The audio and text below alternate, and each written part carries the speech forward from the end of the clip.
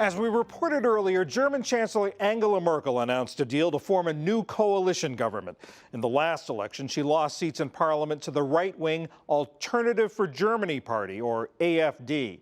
A big issue was her decision to open the borders to more than 1 million migrants and refugees in 2015. Now, with AfD, the main opposition party, Merkel is facing demands to step up deportations of young male migrants. As special correspondent Malcolm Brabant reports, that follows a finding that they are largely responsible for an increase of violent crime in Germany. A brutal murder in Kandel, southern Germany, has placed the country's open-door immigration policy under intense scrutiny. These marchers demanded protection and security for women and children after a 15-year-old local girl, Mia Valentine, was stabbed to death by a young Afghan asylum seeker. Her alleged killer claimed to be 15, but there are suggestions that he was older, exploiting a system which forbids the deportation of minors.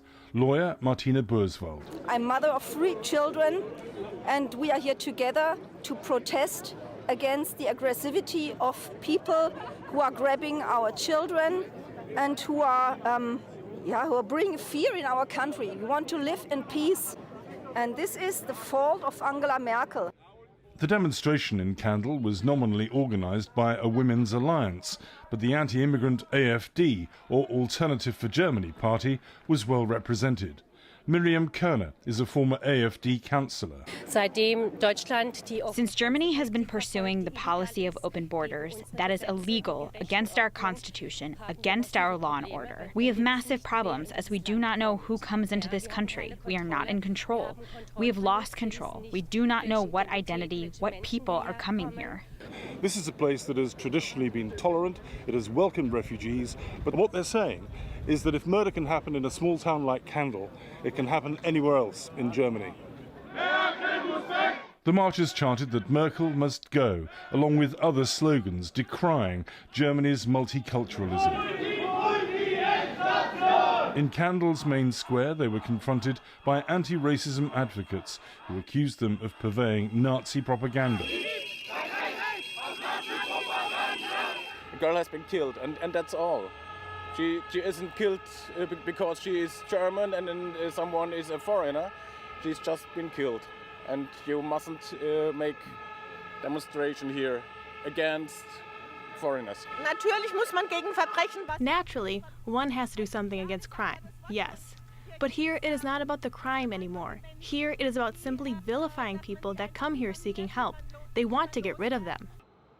But a new government-sponsored crime study has generated more gloom for supporters of Germany's liberal migration policy. It was conducted in Lower Saxony, the country's 4th largest state, where violent crime rose by 10% between 2014 and 16. The impact can be seen at Hanover's main station, where large squads of police are on duty. Rising crime has been added to the burden of anti-terrorist duties.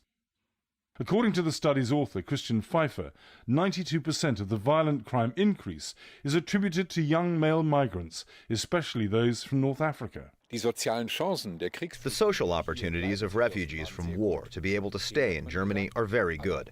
They were told, no wrong movements, no crimes, and you have a good chance of being able to remain. But the North Africans arrive here and discover that they all have to go home again and are not wanted here. And so they become frustrated and react aggressively. But Pfeiffer adds the proviso that a foreigner has a 44% chance of being reported for a sex offence, whereas for a German, the figure drops to 18%. The visibility of violent crime of refugees is way higher than the visibility of German offenders, which has contributed to the storm about this survey. Despite fears about crime, political analyst Raphael Basson believes most Germans support immigration. There is still a very substantial majority of people who haven't become terrified. However, yes, the political pressure with the right-wing populists is growing, and they use social media very, very sophisticated to take isolated incidents and really push them. A case in point is the town of Cottbus near the Polish border, where there was a protest this weekend against what's perceived as rising knife crime by Syrian refugees. The town has stopped accepting any more migrants because of growing anxiety. But there was also a large pro-refugee rally. Among the protesters, Mohammed Al-Kodo. We are sorry that 2 of our countrymen created problems with knives. Of course that is not good. We are here because we want all Germans to know that not all foreigners are the same. Back in Hanover, Kurdish protesters labelled Turkey's President Erdogan a terrorist after he launched military raids into the Kurdish region of northern Syria. The importation of Middle Eastern conflicts into Germany is another strain on police resources as they try to prevent citizens with rival ethnicities from harming each other. Rainer Wendt heads the union representing Germany's police officers. He fears that levels of migrant-related crime are only going to get worse. We hope that this is enough pressure within the ruling parties to come to a change of politics, which means protect the borders better than they have, and prevent illegal migration into the country, and indeed start a national offensive to deport more people who simply have no right to be here. And there, the delinquents need to be the first ones that are sent home. The changing climate in Germany dismays Syrian refugee Bashar Hassoun, who runs a Berlin cafe that aims to act as a bridge between peoples. I am ashamed if I hear something on the news when a refugee has abused or done something bad somewhere in Germany or Europe. So honestly, I don't want to hear the news anymore, no matter what happens. The refugees have done this and that and that. I have been hunting for an apartment for 3 years, but I get no response because I come from Syria. The people are afraid of me, and I have done nothing bad. Voter dissatisfaction over immigration is the main reason why Angela Merkel's authority was punctured by the right-wing Alternative for Germany.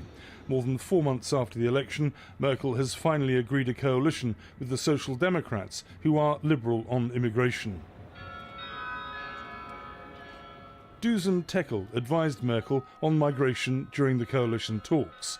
Tekel is a Yazidi, the Iraqi minority subjected to genocide by the so-called Islamic State. Violence is very much a taboo subject to talk about, especially when related to migration. But we have to be open and honest about it, and we need to talk about the connection that naturally exists. At the Berlin State Assembly, the Alternative for Germany relishes being the country's main opposition. Latest polls suggest it's gaining popularity at Merkel's expense. Regional leader George Pazderski says crime is a contributory factor.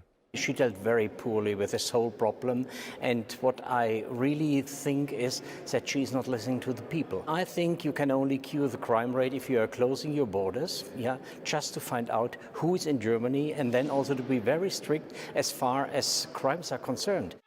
Germany may have a new coalition, but as the demonstrations in Kandel and Cottbus clearly illustrated, the country is deeply divided. For the PBS NewsHour, I'm Malcolm Brabant in Germany.